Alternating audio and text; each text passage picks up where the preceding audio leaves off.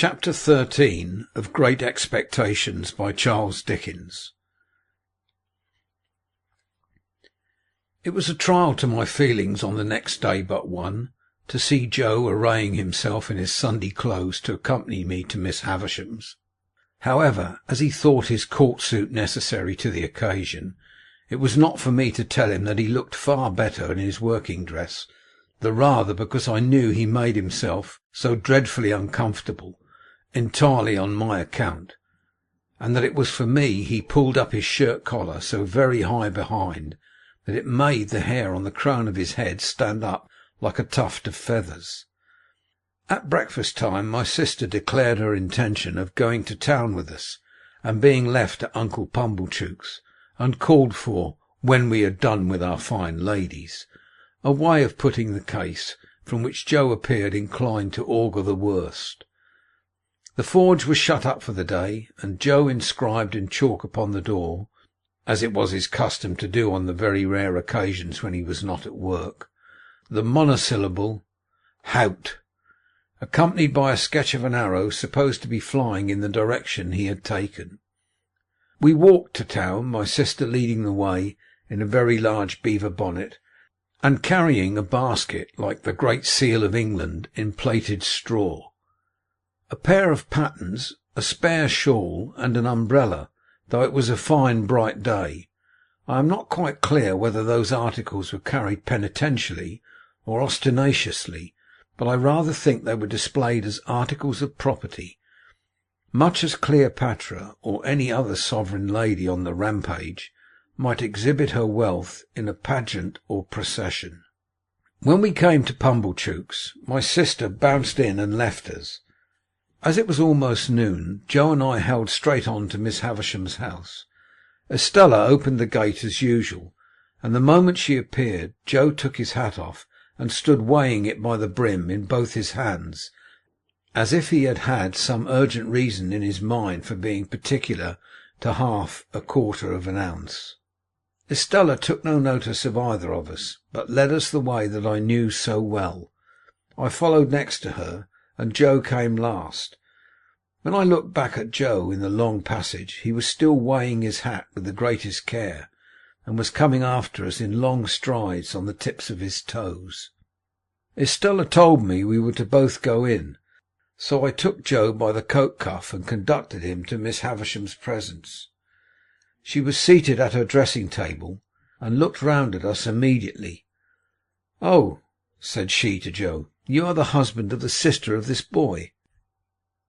I could hardly have imagined dear old Joe looking so unlike himself, or so like some extraordinary bird, standing as he did, speechless, with his tuft of feathers ruffled, and his mouth opened as if he wanted a worm.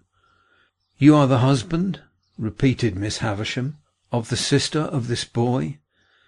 It was very aggravating, but throughout the interview Joe persisted in addressing me instead of Miss Havisham.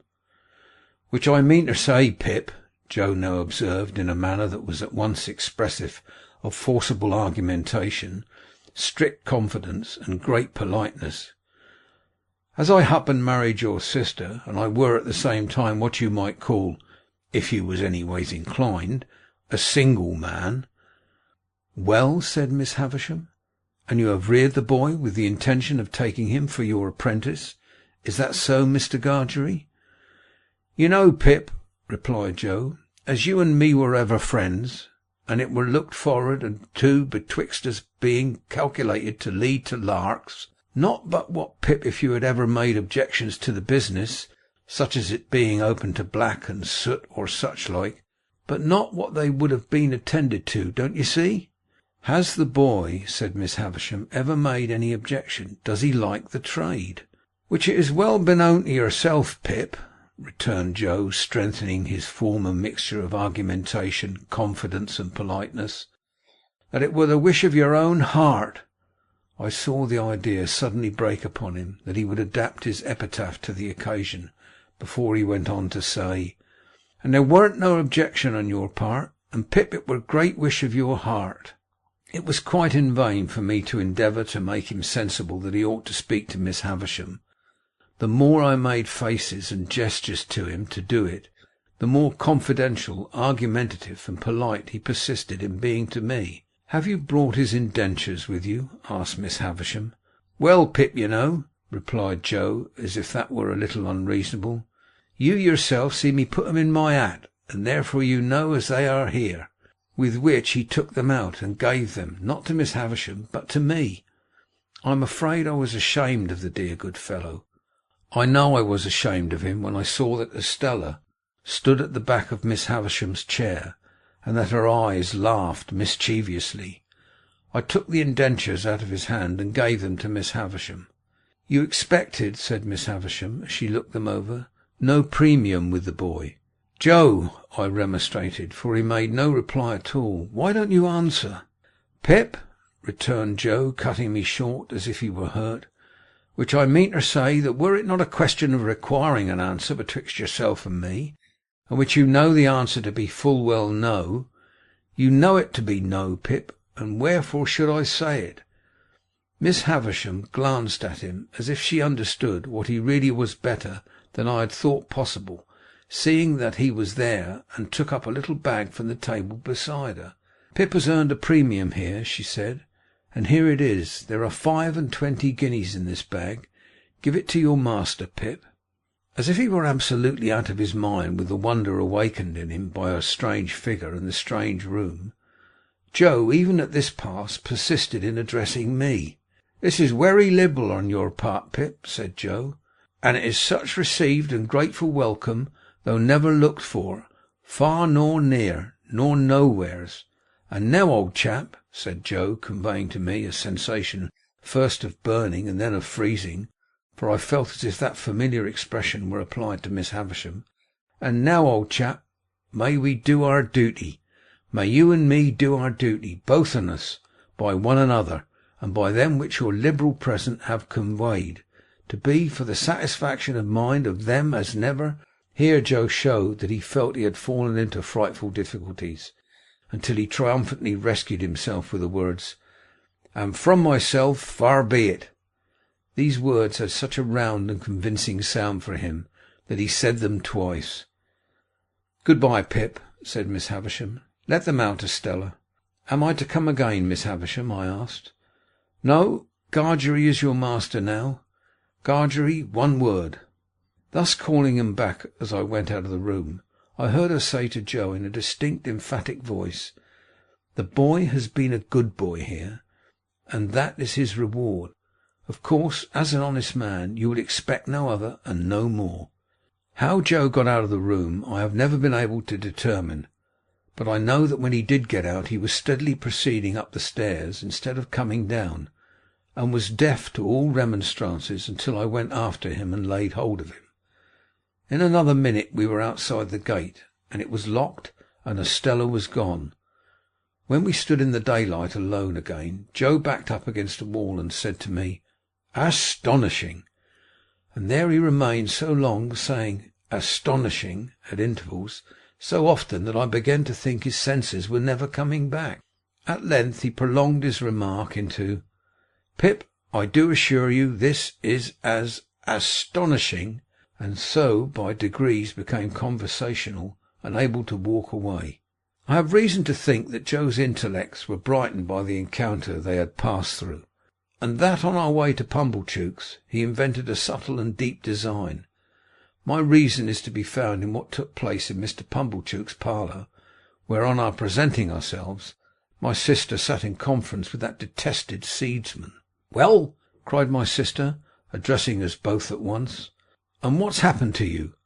I wonder you condescend to come back to such poor society as this, I am sure I do."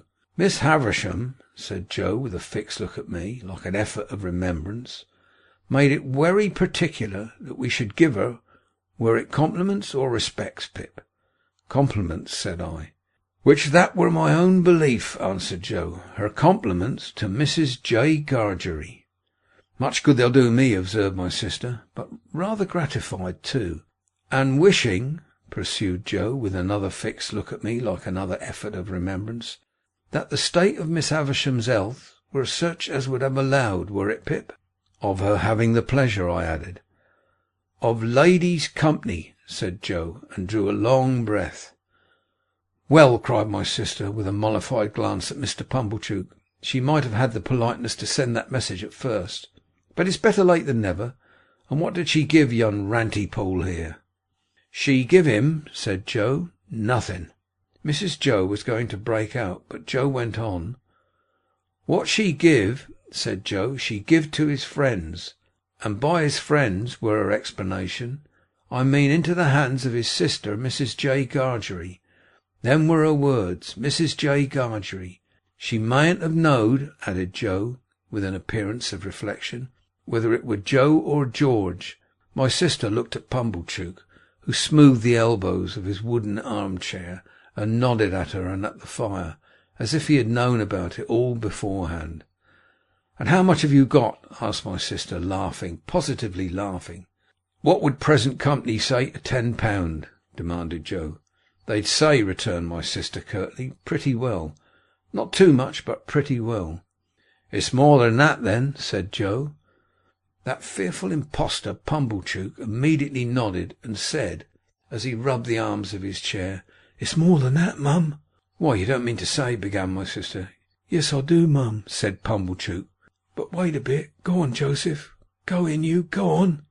"What would present company say," proceeded Joe, "to £20?" "Handsome would be the word," returned my sister. "Well, then," said Joe, "it's more than £20." That abject hypocrite Pumblechook nodded again, and said, with a patronising laugh, "It's more than that, mum. Good again. Follow her up, Joseph." "Then, to make an end of it," said Joe, delightedly handing the bag to my sister, "it's £25." "It's £25, mum," echoed that basest of swindlers, Pumblechook, rising to shake hands with her. "And it's no more than your merits," as I said when my opinion was asked, "and I wish you joy of the money." If the villain had stopped here, his case would have been sufficiently awful, but he blackened his guilt by proceeding to take me into custody, with a right of patronage that left all his former criminality far behind. "Now you see, Joseph and wife," said Pumblechook, as he took me by the arm above the elbow, "I'm one of them that always go right through with what they've begun. This boy must be bound out of hand. That's my way. Bound out of hand." "Goodness knows, Uncle Pumblechook," said my sister, grasping the money, "we're deeply beholden to you." "Never mind me, mum," returned that diabolical corn-handler. "A pleasure's a pleasure, all the world over. But this boy, you know, we must have him bound. I said I'd see to it, to tell you the truth." The justices were sitting in the town hall near at hand, and we at once went over to have me bound apprentice to Joe in the magisterial presence. I say we went over, but I was pushed over by Pumblechook, exactly as if I had the moment picked a pocket or fired a rick. Indeed, it was the general impression in court that I had been taken red-handed, for as Pumblechook shoved me before him through the crowd, I heard some people say, "What's he done?" and others, "He's a young un too, but he looks bad, doesn't he?" One person of mild and benevolent aspect even gave me a tract ornamented with a woodcut of a malevolent young man, fitted up with a perfect sausage shop of fetters, and entitled, "To be read in my cell." The hall was a queer place, I thought, with higher pews in it than a church, and with people hanging over the pews looking on, and with mighty justices, one with a powdered head, leaning back in chairs with folded arms, or taking snuff, or going to sleep, or writing, or reading the newspapers, and with some shining black portraits on the walls, which my unartistic eye regarded as a composition of hard-bake and sticking-plaster.